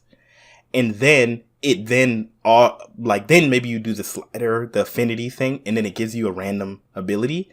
But the reason I think at least maybe not an MMO, but maybe a multiplayer game or something where you could play with a party, right? So you could have a balanced party, where it's like you have one person who's an attacker or like, offense, one's a defense, one's a and so you could have this really weird kind of setup, and then like maybe you could have PvP where you play against other people and you don't know exactly what their quirks are, but you could see what type they are. So you're like, oh, this is a defensive person. So when I approach them, I'd have to be aware, okay, they have a defensive move, but I don't know what it does exactly. You know what I'm saying? Like, that might be kind of fun. I think it'd be even better if you couldn't see what they did. Like, you have no idea. Ooh. Because that's how it is in the show, right? Like, you walk up to somebody and You don't know their quirk. the only clues you really have is like the costume and the name. So, yeah, go ahead, Kyle. So when I was thinking of the idea, I guess, I wasn't really focused on it being like you get these quirks and then you're tested in combat. But I was thinking more of it along the lines of if you wanted to go the route of, traveling out and fighting some sort of mobs with your quirk, you could. Or if you wanted to do something else, I don't know what those things are, but like if you just wanted to be in a town and, Be a clerk. Yeah, and so like if your quirk is just, I think one of you said, like just you make these terrible rancid fart clouds, then that's just your thing. And so I was thinking more of it being like a community sim. I don't know how to really explain it, but so that's where the MMO thought came from. Second Life with quirks. Effectively, yeah, where you load in, you get a quirk, and then it doesn't define how you play the game. And not everything is centered around it, but you figure out how you want to use it in the game. Okay. So in theory, if somebody is like really good, they could become like a villain hunter, but they have no like useful combat quirk. They're just Batman, basically. Right. So you're saying you want Roblox, but you basically want it as My Hero Academia. Because like to me, it's like, or like a Minecraft, like, that makes sense, but it's like it's almost like the ultimate game, right? The game where you have every system in there so you can make whatever you want, right? For sure. I think even in this conversation, and I was going to say this to you, Steve, I immediately put my game dev hat on and I think about like what would actually be fun versus like what would be a cool idea.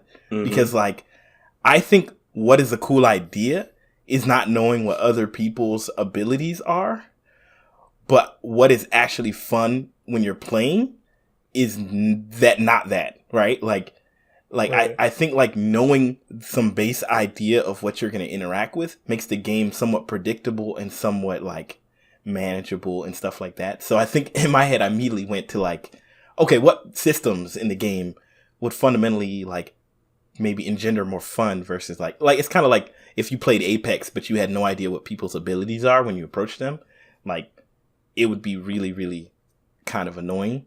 And I think that one of those expectations too is like under the guise of rules in combat, like to know something about who you're fighting for the rules of engagement, especially in a game setting, is important. So I think context is really important too. Because if somebody wasn't a threat to you, then knowing that information about them on the forefront wouldn't be as important. I also wonder how you would even go about programming all these quirks. Like, what if somebody has a teleportation quirk? You have to build a system that makes that like controllable. Or God, even like super speed. You can't really make a super speed quirk in a video game. The best you can do is speed. Speed. Or like you can't do like time. Well, I've seen some games do really well with time. What they do is in a multiplayer game, they make like a bubble. So time is slowed down for anybody in this bubble, but anybody outside of it, everything is normal. So you don't have to, so it kind of is contextual. It's like super cool. But I mean, yeah, I think fundamentally you'd have to create a whole bunch of sets of small abilities and then like basically create a system like, oh, like somebody can have an attribute that affects their speed.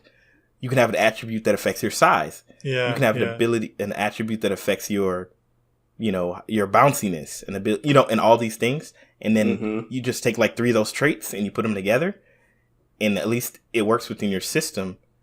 But the problem being is like, without actually designing each of those abilities, you can't really be sure if it's offensive or defensive or X, Y, and Z, right? Yeah. So that might be fun to figure it out, but also it's like, is it fun?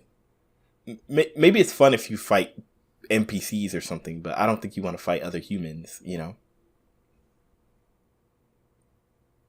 Yeah. Yeah. It could be cool. Yeah, I think I'm more just like the idea of randomness. And so that's in the universe perspective, it's just having the thought of, like, say 1,000 people loading in and no 2 people being able to do the same thing, and then kind of discovering that together almost. My Hero Second Life. My Hero Second. Yeah. I don't know. That doesn't sound like... I think you could do it. It would be kind of fun if it was kind of, how like servers can only be a certain size. Mm-hmm. Well, if you as a game developer made 1,000 quirks, right? Like you had to make them because they had to fit in your game. And then when somebody joins the server, they're one of 1,000. They just get one of those. Oh, that could work. That could work as long as it's like finite. And then so you could have multiple servers, and you don't know, kind of like the best game ever created, Chimera Land. You have a limited amount of people. No, I'm kidding. I could see how that could go wrong, but it's not a bad idea to begin with. Yeah. It's much more manageable that way. Because, true, I guess, randomness isn't. Or I guess... Talking about Chimera Land, more like Balan Wonderland. Ooh. All you can do is your quirk. Every button is like mapped. Every button is your quirk. That's like invoking the name Voldemort in the video game world. Well, you can't bring Balan Wonderland into this. Well, here's the thing. I mean, the reason I bring it up is because that's a game that has hundreds of different powers you can pick up. I think it's 80. I think they landed on 80. Oh, is it only 80? Okay, well, whatever. They really put all their eggs in that basket. But yeah, they have a ton of powers, but all the powers suck. True. And I feel like it doesn't help that it's one button, but I kind of wonder, like, is that the experience you want people to have? It's like, oh, I can turn into an ice cube, and then I can't turn back until 6 seconds later. Hope I don't use it on a slope, like. Yeah, I think Balan Wonderland is like one of those games where it's not a systems game where like each thing has its own properties. It's like each thing can only do one task. So it's like super stupid. Limited. If like, oh, I can be water person. Oh, or I could be ice person. I can accomplish this. Like, nah, you have to. Or I can jump. Exactly. In this platforming game. And when you're ice person, if you get hit, you lose that ability. That is such, there's just so many mind-boggling decisions in that game. I really don't understand. Bad decisions. Yeah, mind-bogglingly bad decisions. I mean, I know we just recently talked about this in another podcast, but I think of a fun game if they had like an Avatar, The Last Airbender, not The Last Airbender, but like nice. An Avatar, The Last Airbender would be really cool if once again you weren't Aang, you weren't Katara, you weren't one of those characters. But you were in that world, so you could choose one of the nations, kind of like being really cool. Your class. And then, like, I know that the thing is, I really do think, like, most movies or books to video games are going to always lend easily, the quickest, to action RPGs. Mm-hmm. Like, because most movies and games are all about the world and the narrative and stuff, right? So the best way to get into that world is through an action RPG.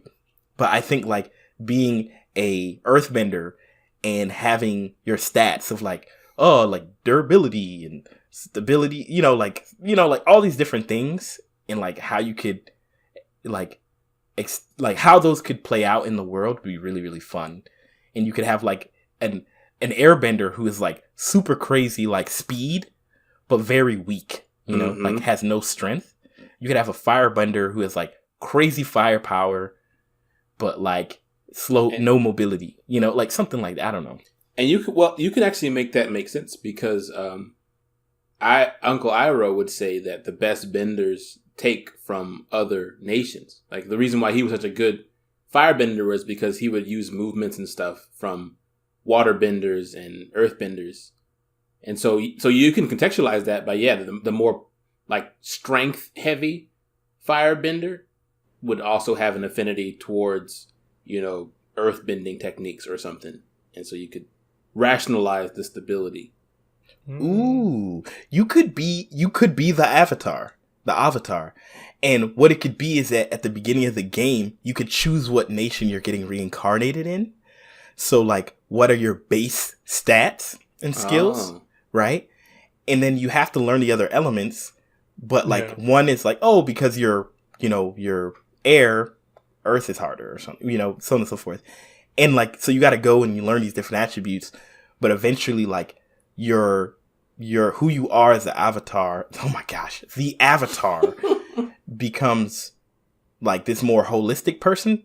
But like maybe there's like, it's kind of like a Pokemon whose fire type can't learn, you know, water type moves. So like maybe you're like limited, like, oh, I can't learn the highest level, you know, water move because I'm a firebender. Right. That's my origin. But like my most gangster fire move is like super, super gangster. Ridiculous. You know what I'm saying? Yeah. You know, so you could also like not just the way that you fight, like the moves that you do, but the way that you interact with the world. Like, oh, maybe fire has specific uses. There's specific things you can do. You can burn things up. You can light fires for cooking or for light, open new paths. You can fly. And then air benders can fly and they can, but firebenders, for example, wouldn't be able to move things around. But then airbenders can kind of move things around. Earthbenders can easily move things around. Mm-hmm. And waterbenders can surf. I'm getting the orders mixed up. But yeah, like there could be different types of interactions that different elements are better or worse at. So all together, you have like perfect harmony. You're good at everything. I think, a game where you play as an avatar aside from Korra or Aang would be really cool. All right. Now I'm gonna throw something really crazy out there. Let's take it outside of the single player action RPG. Let's take it to the next level, the MMO or multiplayer type game, right? Any of y'all familiar with Buffy the last vampire? What? The last vampire slayer. What is happening to you? My brain, there's too much going on. Buffy. This man's got sick brain. The vampire slayer. No, this is my normal brain. Come on, bro. Let's be honest. I don't know. You're a little. Go back off today. I encourage you to watch every episode. Me and remembering names, remembering stuff like that is always terrible. I normally go, the green dude, the dude who, like that's just who I am, right? So, Buffy the Vampire Slayer, right? One thing that Shailene was really big into that show. I never watched it, but something that interested me was there's this whole plot where Buffy died or something. Oops. And because there always has to be one vampire slayer. Another one became imbued with the vampire slayer power, but Buffy came back to life, so she still had her power, right? So there was 2 vampire slayers. So what if in this game there is actually multiple avatars? They were all born at the same time. The last avatar died, and 4 people were born at the same time, simultaneously, and they all became avatars, right? So there's 4 avatars, and you can choose which one you want to be, right? And then it's like an MMO game, so your friend could be the Earth avatar, Earth Nation, Fire Nation, Water Nation, you know what I'm saying? So you could have this, kind of like a Deep Rock Galactic. Every person is just one class, so you could have this If you're gonna go classes like that, then what's the point of having them be the avatar? That's a fair point. Their ability to do other classes, right? So you could have the firebender, but remember, like you said, if you were born in the Air Nation, that means your base ability is your ability to fly with your little flying thing, right? But nobody else could do that, right? So that is your base locked ability. And if you're a Fire Nation person, your ability to do something fire related. And if you're, you know what I'm saying? So everybody has a base ability that is locked to their class, right? And they can learn other things like, oh, I can learn a little bit of water bending. But once again, you're limited to based on your affinity, right? So like you could never learn hydro pump. You know, you can only learn squirt, you know, or water gun. So it's like, so like you could have like a mix, but there's always going to be an affinity. Like you're always going to have the person who's going to fly, the person who can go underground. Like, for example, if you weren't born in the Earth Kingdom, you couldn't metal bend or something, you know, like that might be the caveat. So it'd be like this balance, and you'd fight these different, I don't know. That's a thought. I feel like those are two cool ideas, but I really like the more DRG approach where there's no overlap. Like you have to rely on the other people. Yeah, because that's what I was going to say. Is like if you have classes and you have teamwork, to me, it's not worth breaking the lore to have 4 avatars to have a little bit of overlap when you don't really need it if you're in a class-based party. But I can see, I guess, the reason, like, one of the reasons why DRG does work is because everyone has a pickaxe, everyone has flares, and so everybody can do the basic stuff. And it's just better when everyone else is around. So you definitely have to balance it, whatever you're doing in that way. Which I would think if it's around that universe, you're probably in combat. And so basic combat skills everybody will have. And so then your specialized abilities would be whatever your bending is. Ooh, maybe the gameplay loop would be you're exploring like the untouched wilds of the world, and that's why you're in danger and why you're fighting animals and stuff. I mean, I think you could really contextualize it where if it's 4 people who are all the avatar, that means that they're all like 1/4 the power of the avatar, right?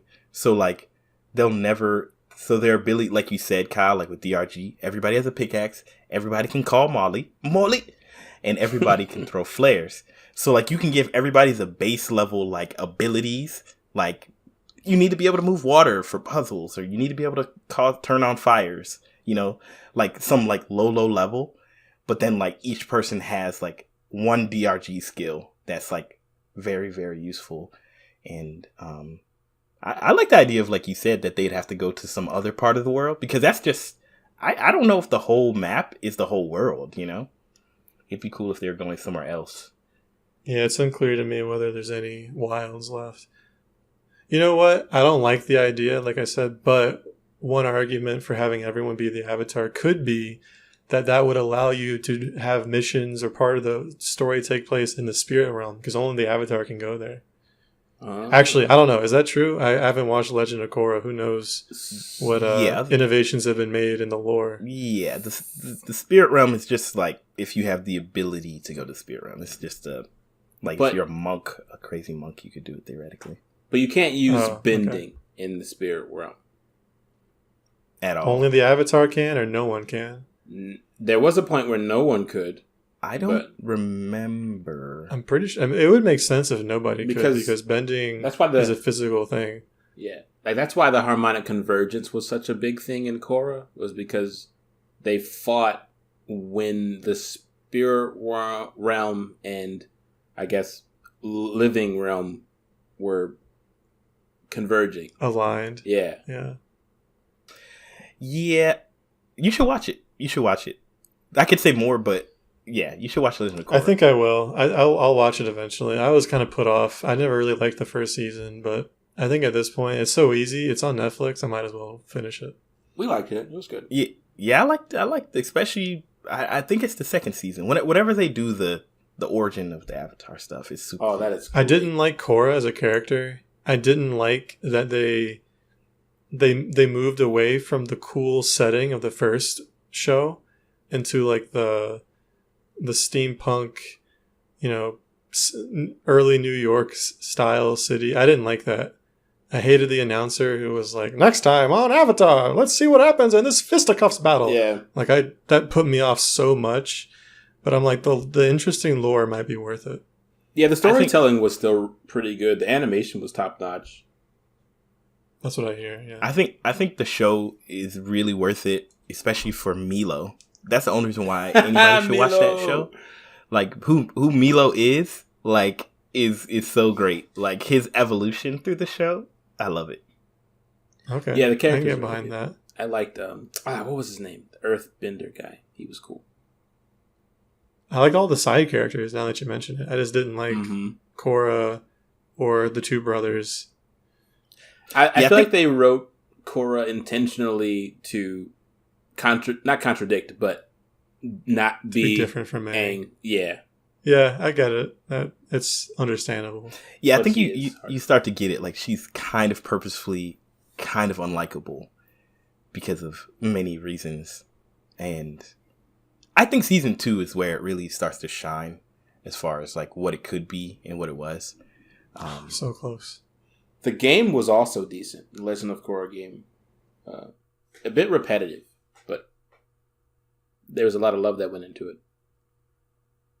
I think we should do a Legend of Korra deep dive. You know, season 1, season 2.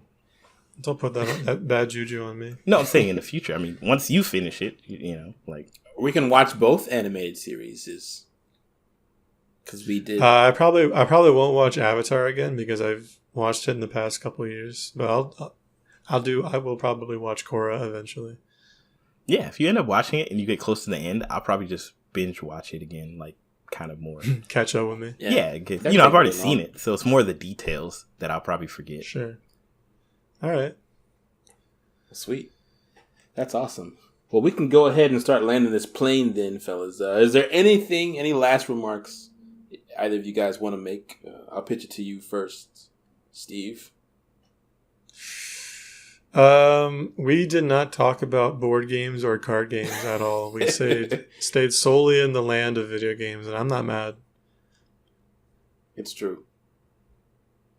Yeah, I don't know. No disrespect to board games and board games or card games, but video games are kind of superior, and you can always mimic those experiences a little bit in the video game. To some extent. Yeah, I just think that like I don't play enough board games to have a head for like the different ways that a game could be set up and like what the gamification looks like.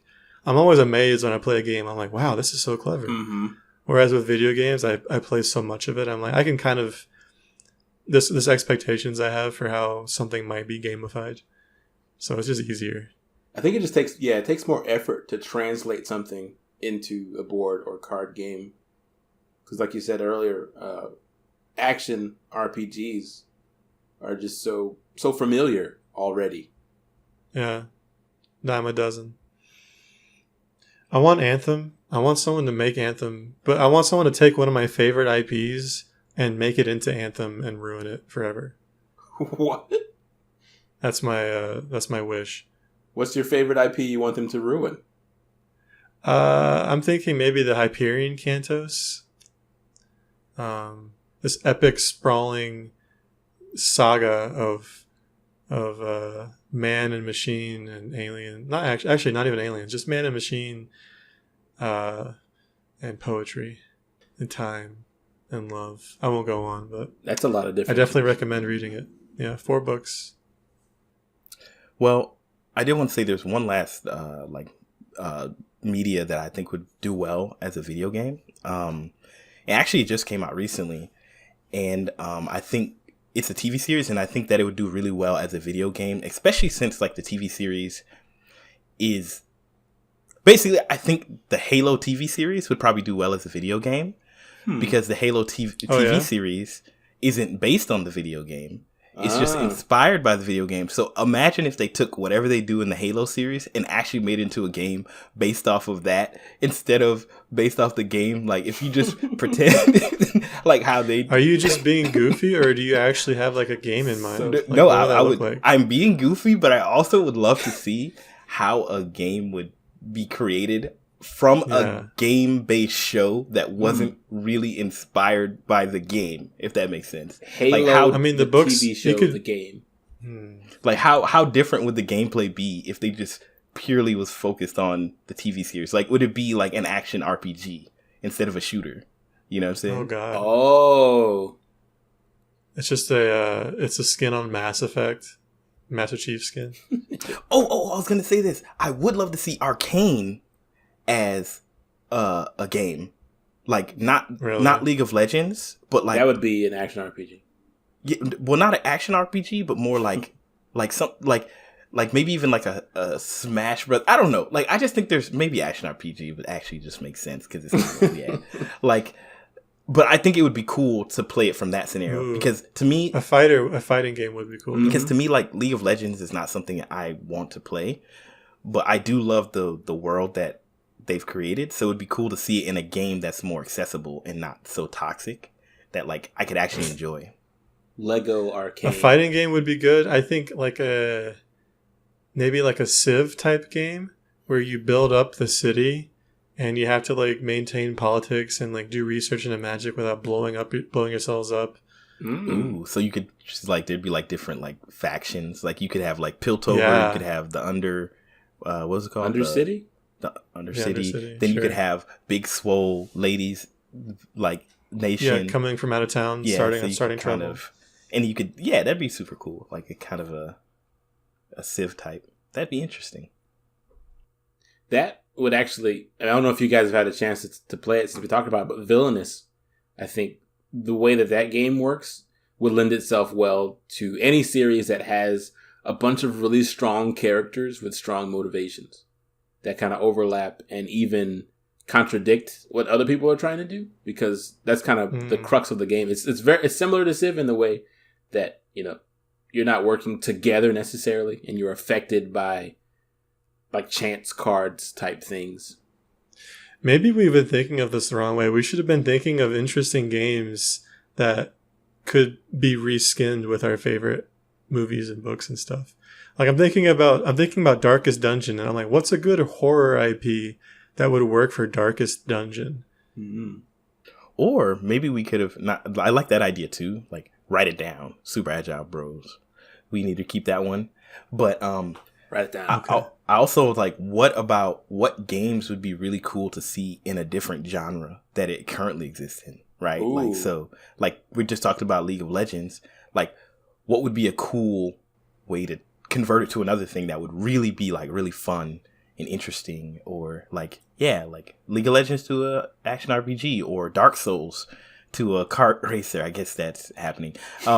Dark Souls to like a fighting game, you know what I'm saying? Like what would be like interesting genre changes for games, and what would maybe Smash Bros as a dating sim that already exists. Hot to Full. No. No. That already exists. It's called Fire Emblem. Oh snap. Dang. What? Hilarious. I mean, it would be interesting just to think of like what games, what genres could you take a whole IP. But I do like what you just shared too, Steve. You got some ideas for the future. Dang, we should have talked about this We still an hour ago. Instead of talking about stinking what was it, Voldemort for 40 minutes. Just had to get some things. We brought it back. Yeah. Awesome. Well, cool. Yeah. So my final remark, I guess, would be IP that now that you have me thinking about this, I don't know what genre but a show that I've always enjoyed watching, a game I would never play most likely, but would be for Courage the Cowardly Dogs universe.